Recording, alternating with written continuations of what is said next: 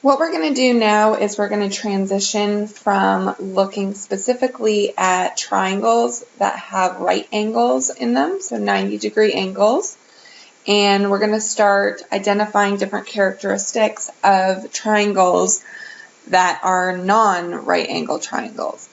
Specifically, in this video, we are going to talk about the sides and the angles and how to label them, how to find them, and how to solve an entire triangle. What's important to note is when we use right angle triangles, which is what we've been doing, we use Pythagorean identity and SOHCAHTOA, which is not what we will be using if this triangle is not a right angle triangle.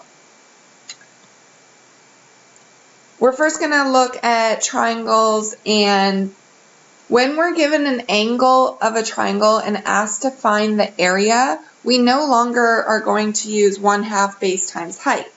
That angle that we're given gives us more accurate information to find the triangle area.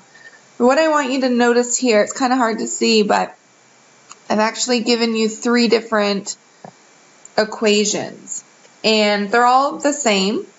It all has to do with given one angle. So let's say that we're given angle B. What you'll notice is when you're given angle B, you also must be given the lengths of A and C. I know I highlighted those backwards. But when you have that information, you can use the sine formula to find the area of a triangle. Now, if you are given in the question angle A, in order to use the sine area of a triangle, you must be given B and C.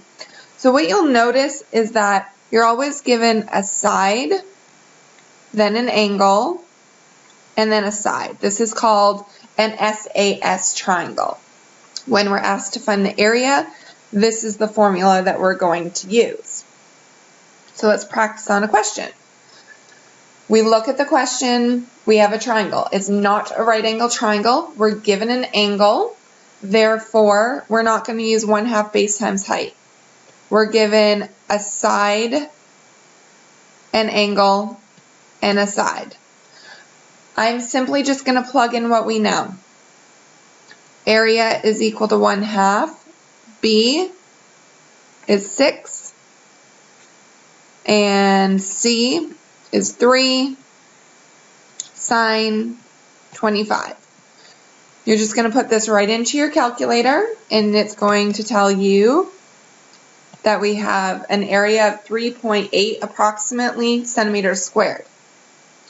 Now, the other thing I just want to talk about is how to label these triangles. So I'm going to jump down here. When we look at a triangle, as you can see, we have the angle B, and the length of B is its opposite length. And the reason for that is that if B is a very small angle, then the opposite length is going to be small. If B is a wide angle, then the length of B is going to be a lot longer. So that's why they match with an opposite side with the angle. So when I say matching, because I'm going to use that word a lot, when I say we have matching sides and angles, what I'm implying is that we're given angle A along with its corresponding length of A, or we're given angle C with its corresponding length of C. Go ahead and do this problem using the area of a triangle. Put it in your notes, please. Now we're going to solve a triangle. So the first thing I want you guys to do, and although it may not seem relevant in this lesson, when we move to the next lesson of Sine Law, it will help immensely. I want you to identify what is given in your triangle. And what's given in my triangle is an angle, and a side. So I would call this an angle, angle, side triangle. Now, we're going to look at triangles that we're given different sets of information. It's always good to be able to identify what you're given. You could also call this a side angle, if we were to read it in this direction. Doesn't make a difference. But when you're given an angle, angle, side, you will notice that we have one match. We have an angle B with a lowercase b. Now, anytime we have a match, that means we use the sine law. The one great thing about this question is that we're given two angles, so we can actually find angle A right away by taking 180 degrees and subtracting 153 from it, because we know all of the angles of a triangle have to add to 180. So we're left with 27 degrees for angle A. Now, when we're asked to solve a triangle, that means all sides and all angles. So even though it doesn't specifically say that, it is implied. Now we have all angles, but we do not have all sides. So we can pick which side we want to solve for first, and let's solve for A. Now, the formula that we're going to use is back here. So I'm going to solve for length A. So what I have to do is I have to pick two of these, which means that I only have one variable to solve for.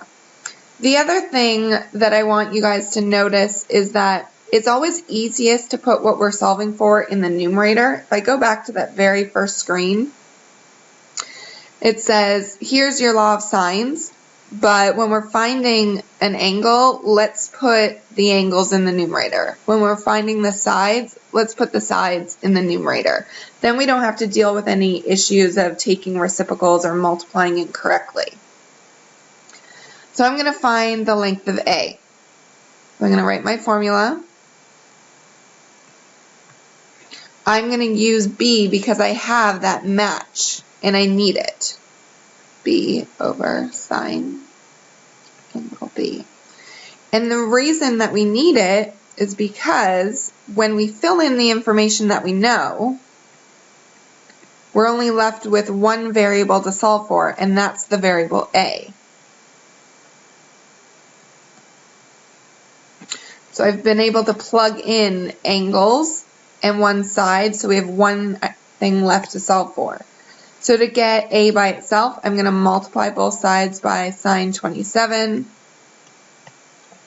So I'm left with 9 sine 27 degrees over sine of 53 degrees. And I'm simply just putting that into my calculator, put parentheses around the numerator, then your division sign, sine 53, and we're left with 5.1. I'm going to put that here.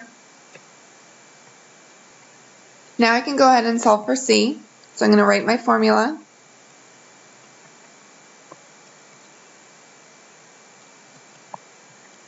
We could use B or A, because now A we have that matching information.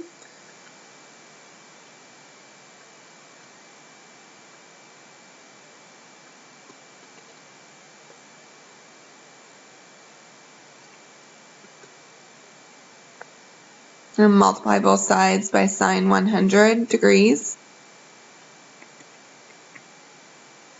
These cancel, so I'm left with 9 sine 100 over sine 53, which is approximately 11.1.